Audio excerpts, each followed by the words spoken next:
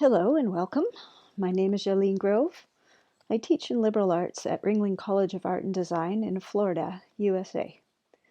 However, I'm Canadian and my home is in Hamilton, Ontario. My talk is titled Magazine Digest, a forgotten Jewish Canadian alternative to cultural nationalism. When cultural nationalism crafts a convenient narrative designed to achieve or maintain power, it is not just easy, but imperative to overlook that which does not fit the story. In early 20th century Canada, it is commonly understood that magazine publishers were outcompeted by American ones. Demanding and rationalizing tariff and other protections, Canadian publishers argued that their intrinsic worth lay in the mass media's ability to keep the country together, which they collectively did by promoting middle-class Anglo-centric cultural norms. These norms were promoted as true, unique Canadian experiences and values, which, of course, also cultivated the same affluent demographic that most interested the advertisers. The martyrdom of the Canadian media and the threatened loss of the supposed Canadian cultural unity has been replayed many times by industry and intelligentsia alike, and it rarely accounts for any exceptions to the rule. This and other biases seem to have caused print history scholars to skip over one title in particular, Magazine Digest, hereafter MD, the sole product of the Magazine Digest Publishing Company, which was headquartered in Toronto and variously printed in nearby Pickering or Ogdensburg, New York, or Montreal, depending which was more affordable. This is an immense oversight, given that it came to light during a 1944 court case that this maverick was in fact printing a healthy 112 copies per month. To put that in perspective, Maclean's that same year had slightly over double that, while the society title Mayfair had no more than 20,000. Furthermore, Magazine Digest was successfully selling 5 of every 6 digests in the United States. But literary elites had a dim view of digests, and they dismissed MD as simply a poor imitation of Reader's Digest, which was itself thought to be a poor imitation of its betters. It's good to keep in mind that newspapers condensed borrowed stories daily, very much like the digests did. To be fair, MD does physically resemble Reader's Digest. His pocket-sized format and cover designs copied Reader's Digest through the years as it moved from plain to more decorated covers. Furthermore, MD did not print a masthead until the 1940s, and it never printed an editorial to conveniently tell us how they might be different, or what they, whoever they were, intended. Instead, we have to infer its editorial position from its choosing of content and from the cultural milieu from which its owner and staff emerged. Critics predisposed to dismiss MD apparently never made a sincere assessment of its content or operations. In his History of 20th Century Magazines, Peterson refers to it as a grab bag of miscellany, and primarily from American sources. MD, however, in its own words, drops the world into your mailbox, as its globe logo suggests. It drew much from European sources via editors stationed around the world, and by the 1940s it was providing original content too. First circulating only in the US, UK, and Canada, by 1950 it was being distributed on every continent as well. What I'd like to explore here is that in response to the anti-Semitic interwar period, MD was intended to be a vehicle for liberal-minded views and a transnational outlook, and this engineered an important crack in Anglophone Canada's inward-looking print culture, a crack that allowed for Jewish voices to emerge and participate in national and international discourses. Yet historians of Jewish Canada likewise omit any reference to MD, probably because it never presented itself as a Jewish periodical per se. In what follows, I will recuperate Magazine Digest's history and content, and then remark on its place in Canadian national identity and modernity. This is Beatrice Fisher. She began her career at MD circa 1942 as a junior editor. In interviews with me, she referred to MD as the thinking man's Reader's Digest. By 1939, European material constituted at least 50% of its content. What made this possible was its many bilingual Jewish Canadian staff members who were capable of translating foreign periodicals, as well as having the requisite cultural savvy to select appropriate, timely, quality articles, and to correspond with the copyright holders in their respective languages. This feat, that Anglo-Canadian periodicals could never rival, immediately gave MD a unique identity. I don't know of any American periodical that did it either. The man who established the magazine was Murray Szymanski. He was born in Toronto in 1890 and married to Jessie Goldsmith in 1918. He was a student of the liberal reform rabbi Solomon Jacobs of Toronto's Holy Blossom Temple. Outspoken Jacobs is remembered for denouncing the anti-Semitism of a local yacht club in 1911, when young Murray was just 21. Murray soon anglicized his surname to Simmons, and by 1930 he was the editor of the booklet of the B'nai B'rith Lodge, a philanthropist organization devoted to combating anti-Semitism. Daringly, Simmons began MD at the onset of the Depression. Possibly he financed the venture with the help of the B'nai B'rith's money lending service, but this remains speculative. Importantly, where the Canadian government's 1930 removal of tariffs on U.S. periodicals was seen by others as precipitating a near-fatal avalanche of American magazines smothering the Canadian market, for Simmons, this would have been an advantage, as he thus had a larger pool from which to choose material to reprint. From Fisher's testimony, Simmons was driven to get content for his magazine even at considerable risk. She recalled that during the war, when she mentioned she was taking a trip to New York, he asked her to pick up specific European magazines for him. It was only later, after she'd innocently transported them through customs in plain sight, that she found out that these were banned titles in Canada. She was not amused. That scofflaw comfort with risk smacks of the tough street-smart reputation that Toronto's Jewish youth were known for. I suspect that this cultural savvy also helped Simmons secure the most important part of his business, distribution in the United States.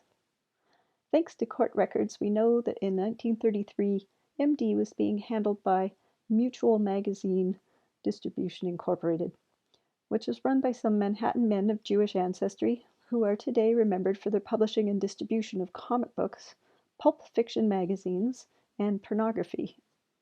Their names were Martin Goodman and Louis Horace Silberkleit, and they were financed by George R. Shade, who was based in Philadelphia. When Mutual went bankrupt as a result of New York Mayor LaGuardia's famous 1933 crackdown on smut, Simmons showed his mettle by demanding a premium in addition to monies owed, and he sued them all. This was unusual enough to set a landmark in case law.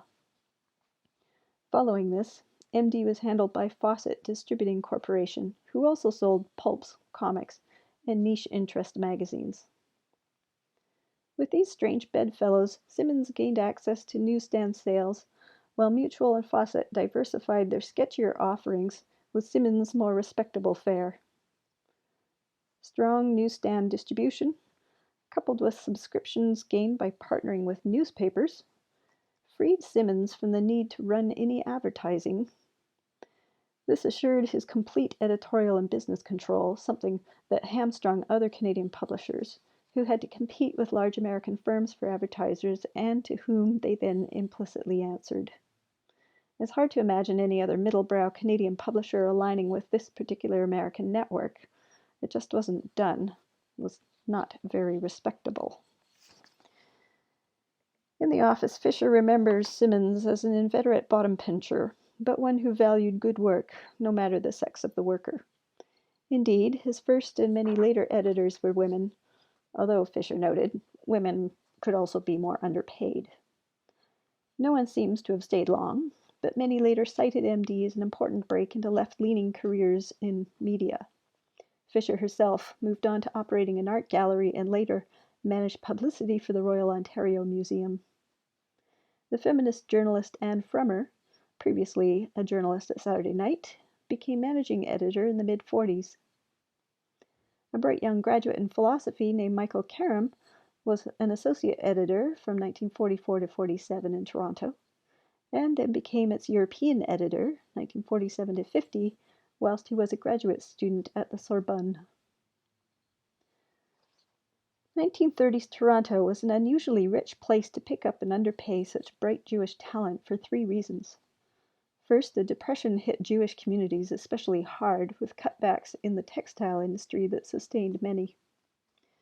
Second, uniquely, the University of Toronto, which was conveniently positioned right next to the Jewish neighborhood, had no quota to keep out Jews, so a disproportionate number found it easier to get educations. Third, they faced discrimination in white-collar workplaces upon graduating, as well as in the city life at large. In 1933, a 4-hour riot broke out during a neighborhood baseball game when the non-Jewish team provoked the Jewish team with Nazi insults. A battle over beach access also resulted in a show of swastikas that year. Many fields, such as nursing, architecture, and engineering, were closed to Jews, as were club memberships and real estate. Publishers were controlled by establishment Anglo-Canadians, and Maclean's, the leading general interest in news magazine, had an outright policy against hiring Jews.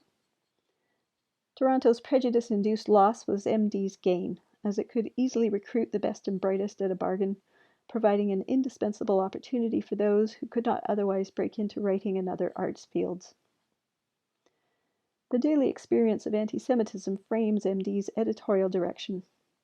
Whereas Reader's Digest came under attack for its underhanded conservatism, MD provided centre-left fare that got it banned in Ireland. The surviving typescript shows how editor Edith Falk sought out, evaluated, and combined sources to make relevant stories.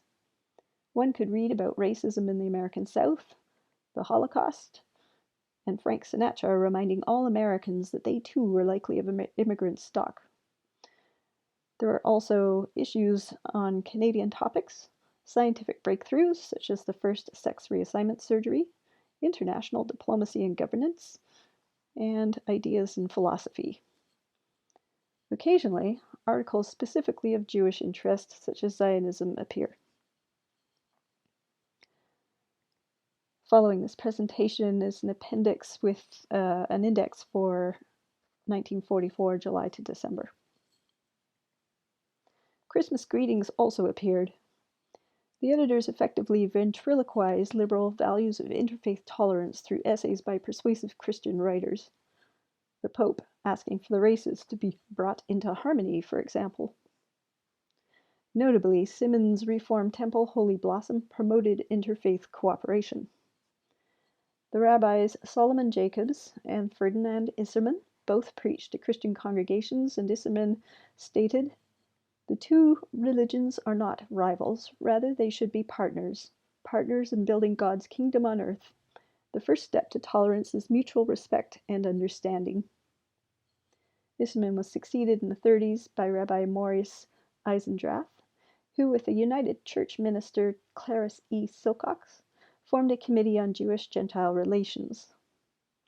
This long-standing interfaith object underlies Magazine Digest's tone and purpose. In one gutsy move, MD also reprinted Nazi propaganda for the purposes of unmasking it. In a rare move, Simmons directly addressed his audience to explain how it should be read. Unfortunately, the Canadian government prohibited MD from acquiring more propaganda, which explains why Simmons was getting young Beatrice to smuggle in the contraband. The heavier news and thinking pieces were never allowed to dominate, however. Potpourri, the jokes and human interest section that Fisher edited, was a steady feature that kept the magazine fun. When Holocaust refugee Oscar Kahane became art director, MD got a facelift. Unusual illustrated narratives written by the editors and illustrated by Kahane soon appear. One, titled with the biblical quote, "Suffer little children," unflinchingly depict the state of post-war Europe's Jewish orphans, rape, starvation, and all, and beg the reader to support the admittance of refugees to North America. This was the most overtly political thing MD ever did, and it was clearly meant to support Jewish organizations that were just then appealing to the government of Canada to open its doors, which it didn't do until 1947. Simmons both encouraged and capitalized on publicity by offering competitions, prizes, and awards. Each of these garnered attention and raised MD's cultural capital. An idea of how respectable MD was is illustrated by the fact that two journalists in particular often lifted content from it with credit for their own columns. J.V. McCary of Toronto's Globe and Mail newspaper, and the New York syndicated columnist Walter Winchell. In addition, one article, which argued against the drafting of students, was even cited in the U.S. House of Representatives, November 12, 1945. Several upsets seem to have contributed to MD's abrupt end.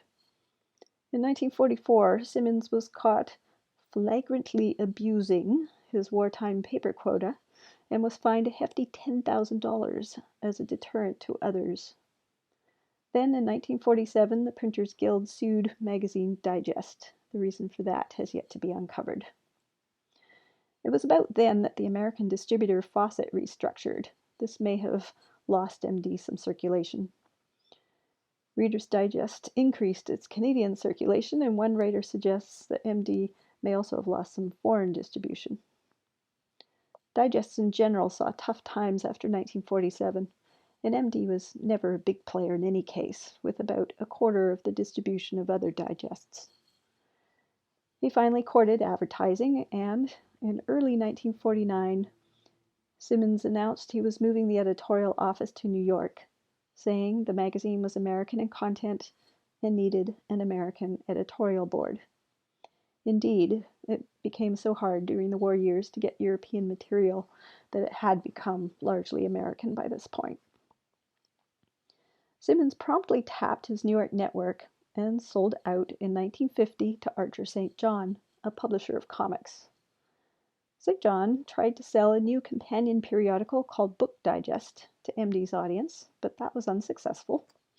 So he sold MD to Robert W. Farrell, whose real name was Isidore Katz, another comics publisher. Farrell had been housed in the same building as Simmons back in the early 40s, because Magazine Digest had a New York office, and it was also Farrell who brought Superior Comics to publish briefly in Toronto. That was perhaps with Simmons' assistance, but this remains unverified. Soon MD lost its sophisticated edge.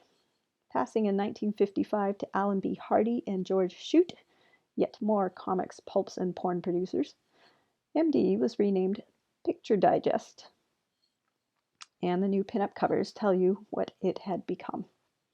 It ended in 1957, the same year that Simmons died in Toronto.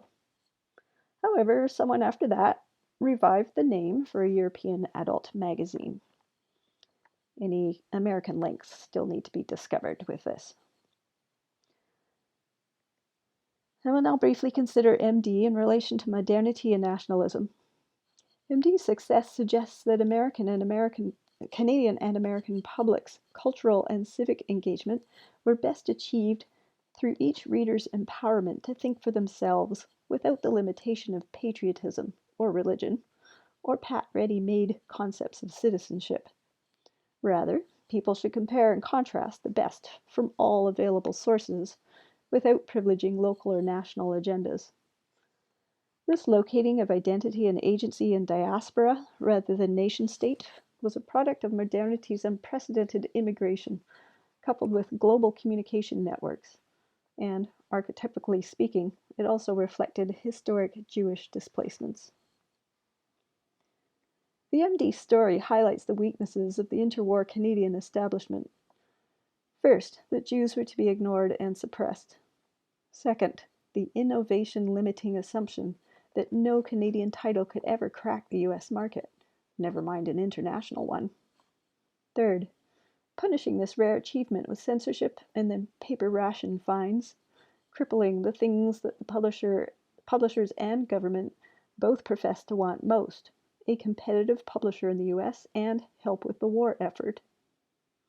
Fourth, excluding MD from serious historical consideration because it contradicted the self-serving conception of what constituted Canadianness. These problems were symptomatic of cultural nationalism's flaws in general: a narrow concept of what counted as culture, and identifying cultural citizenship with a British Canadian anti-American ideal. In fact, insofar as Canadians read a majority of American magazines, MD was absolutely in tune with actual Canadian cultural practices. Rather than reject American influence, it filtered and moderated it, and subversively slipped in Canadian and European content. A perfect example of, if you can't beat 'em, join 'em, and make change from within. This was the alternative that Magazine Digest represents. MD also foreshadowed later modes of production. A global village a decade before McLuhan coined the term, MD was a prototype of disrupting information flows such as we saw in emergent social media in the 2000s. Financially and editorially independent, it circumvented media gatekeepers and built peer-to-peer networks through a subculture, linking Toronto and New York and the world to form an alliance outside mainstream financing and business. Then it jumped borders and circulated international content to an international readership. Above all, it responded to and enabled the speed of modern life with condensed, fragmentary reading. The digest format is like a news aggregator, and its selection the equivalent of retweeting. Even its final fall into celebrity gossip and cheesecake when new owners saw it as a cash cow instead of a social justice mission portends the media convergence and clickbait of today. This ignoble ending makes MD's tale a cautionary one. Diasporic networks can lead to corruption of purpose if central control is not maintained. As any student of rhetoric knows, the first step in influencing public opinion is to cultivate the receptivity of the audience long before delivery of the principal message. MD cultivated a better and more just society for a handful of immigrants who were shut out of fitting occupations and true citizenship, so that they could eventually, unapologetically, demand equal participation in cultural affairs. Here are some of the ways a few MD alumni introduced ethnic diversity and went on to build Canada after the war. Writer Vera Lysenko, whose pen name was Vera Lessig, wrote original material and summarized French fiction for MD, and went on to author a 1947 book criticizing Canadian cultural assimilation policy as it concerned the Ukrainian-Canadian community. Edith Fulton Folk went on to produce a folk music program on CBC Radio and became a noted folklorist. Sidney Katz, who was made an editor straight out of university, eventually became a Maclean's journalist and later devoted himself to civil rights causes. Oscar Kahane became Canada's leading illustrator and a pioneer of abstract painting, particularly noted for his humanizing illustrations of new Canadians. Heinz Warschauer became director of religious education at Holy Blossom Temple, where he continued the tradition of social action as a component of faith. Following journalism jobs in Toronto, Michael Karam eventually became counselor of the Embassy of Israel in Ottawa. These are but a few of MD's alumni's accomplishments. In conclusion, Magazine Digest deserves far more consideration for its role in Canadian culture and for theories about that than this short paper affords. Thank you for listening.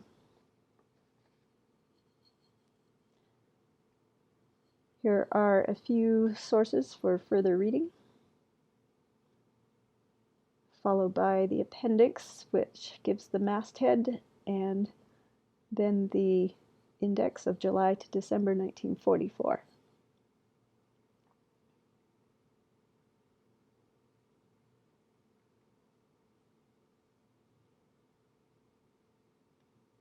Thank you, and feel free to email me at jaleen@gmail.com.